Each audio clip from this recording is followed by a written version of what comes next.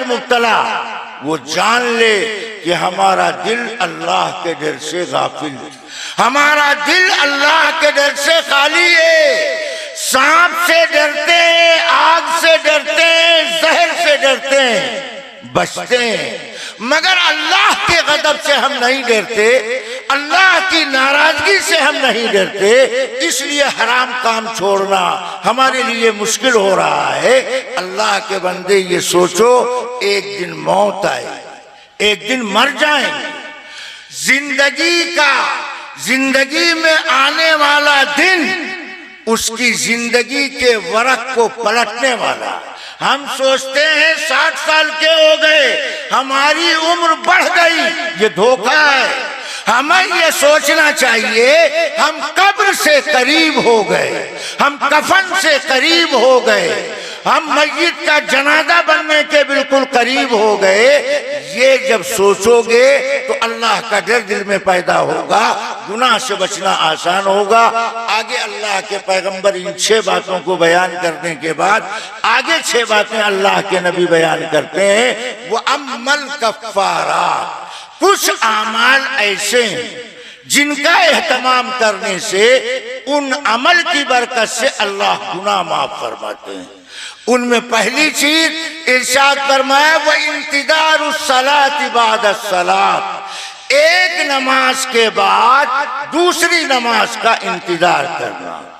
آپ عصر کی نماز پڑھ کر کے آئے، مغرب کی نماز کے انتظار میں آپ کا دل لگا ہوا، رجل قلبہ معلق فی المساجد، ایسا آدمی جس کا دل مسجد میں لٹکا رہتا ہو، اگر یہ کیفیت آپ کے دل کے اندر ہے، اللہ کے نبی کہتے ہیں جب تک یہ کیفیت تمہارے دل پر رہے گی، اس کیفیت کی وجہ سے اللہ تمہارے گناہ کو معاف کرتا رہے گا، اس کیفیت کی وجہ سے اللہ تمہارے گناہ کو معاف کرتا رہے گا۔ آپ دکان پر نہیں آئے، عصر کی نماز پڑھ کر کے مسجد میں باوضو بیٹھے ہیں، میں پورے یقین کے ساتھ یہ بات کہتا ہوں، آپ مسجد میں باوضو بیٹھے صرف نماز کے انتظار میں، نہ تسبیح پڑھ رہے ہیں، نہ تلاوت کر رہے ہیں، نہ ذکر کرے، کچھ نہیں، بیٹھے ہیں خاموش کہ مغرب کی اذان ہوگی، مغرب کی نماز پڑھ کر کے تو میں مسجد سے جاؤں گا۔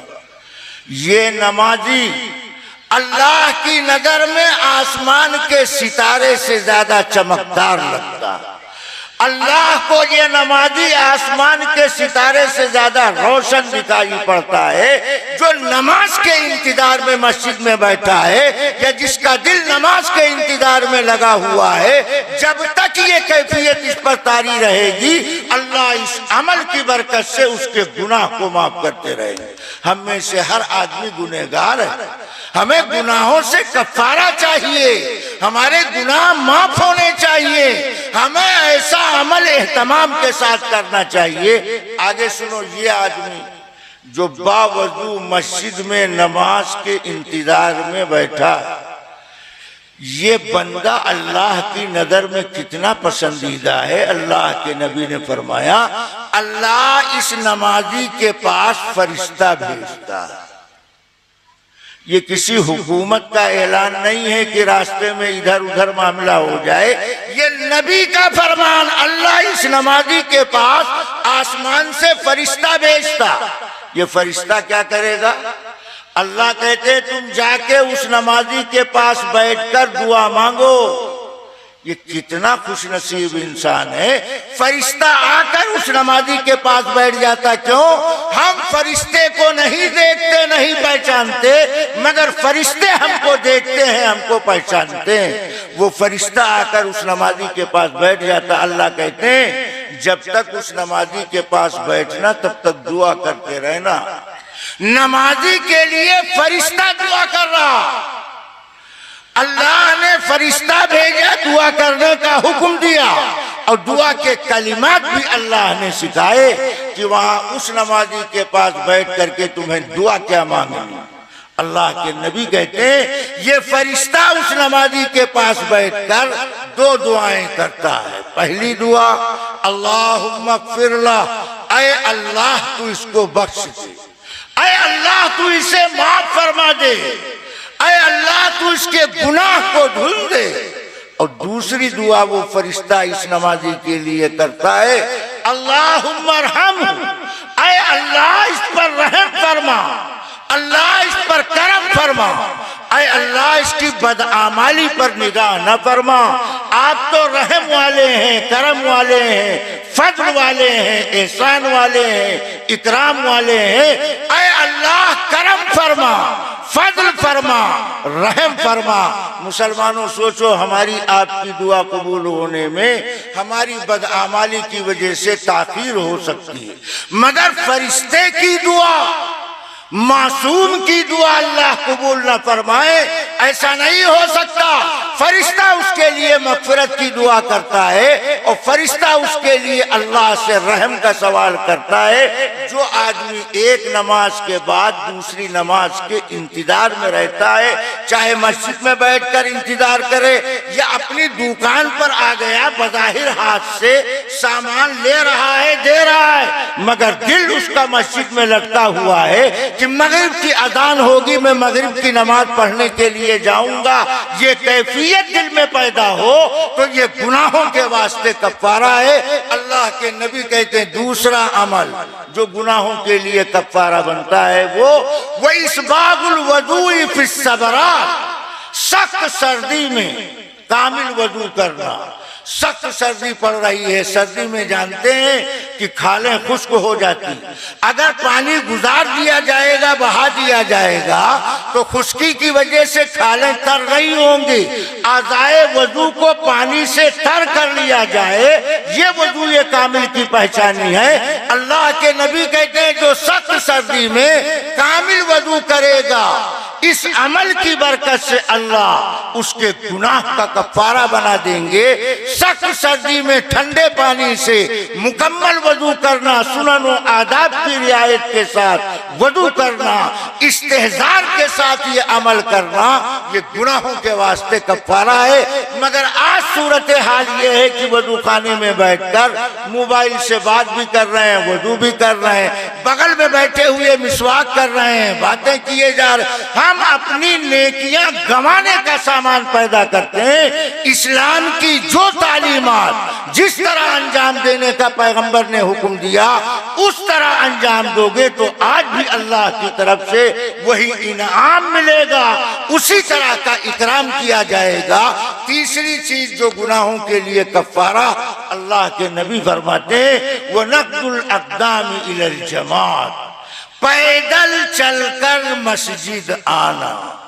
جو آدمی پیدل چل کر مسجد آتا ہے ہر قدم پر اللہ ایک گناہ معاف کرتا ہے، ایک نیکی اجر عطا فرماتے ہیں، ایک درجہ اللہ بلند کرتے ہیں۔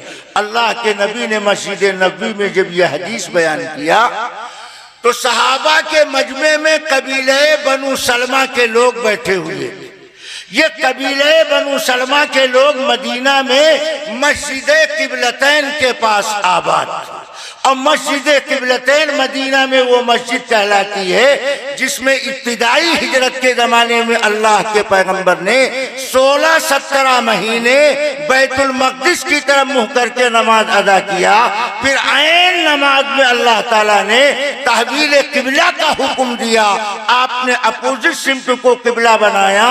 اسی لیے اس مسجد میں دونوں قبلہ کی نشانیاں ہیں، مسجد اقصی کی سمت کے قبلہ اور کعبۃ اللہ کے قبلے کی سمت کی نشانی، اسی لیے اس مسجد کا نام مسجد قبلتین، دو قبلہ والی مسجد اس کا نام پڑ گیا۔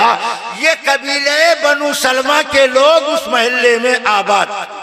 یہ نبی کے پاس آئے، کہنے لگے اللہ کے رسول آپ نے کہا ہے مسجد چل کر نماز کے لیے آنا، ہر قدم پر نیکی ملتی ہے، اجر ملتا ہے۔ ہم اتنی دور آباد ہیں کہ ہر نماز کے لیے وہاں سے چل کر جماعت پکڑنا ہمارے لیے مشکل کام ہے، کارے دارد، اس لیے آپ ہمیں اجازت دے دیجئے ہم مسجد نبوی کے قریب اپنا گھر بنا لیں۔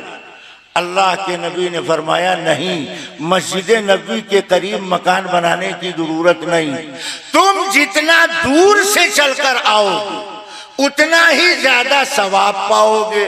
اب آج کل گھٹنے کے مریض زیادہ پیدا ہو رہے ہیں، آپ کے ذہن میں سوال آئے گا کہ مولانا نے کہا پیدل چل کر مسجد آنا، تو ہمارے تو گھٹنے کی اسکرو ڈھیلے ہو گئے، ہم سے چلا نہیں جاتا، ہم تو کھڑے ہو کر نماز بھی نہیں پڑھ پاتے ہیں، ہم تو چیئر نمازی بن چکے ہیں، کرسی پر بیٹھ کر نماز پڑھتے ہیں، تو ہم پیدل چل کر آ نہیں سکتے، تو کیا ہمارے گناہوں کے لیے کفارہ نہیں؟ یاد رکھو شریعت میں معذور صاحب آزار کی رعایت کی گئی ہے۔